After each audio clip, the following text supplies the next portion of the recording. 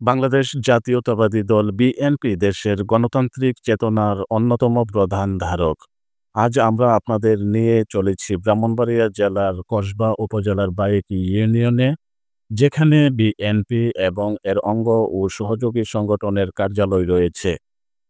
এই কার্যালয়টি শুধু একটি রাজনৈতিক অফিস নয়, এটি গণতন্ত্রের অধিকার ও মানুষের কল্যাণের প্রতীক। এখান থেকে স্থানীয় নেতাকর্মীরা ও সাধারণ মানুষের পাশে দাঁড়ানোর শপথ নেন, জনগণের কথা শুনেন, দাবি তুলে ধরেন।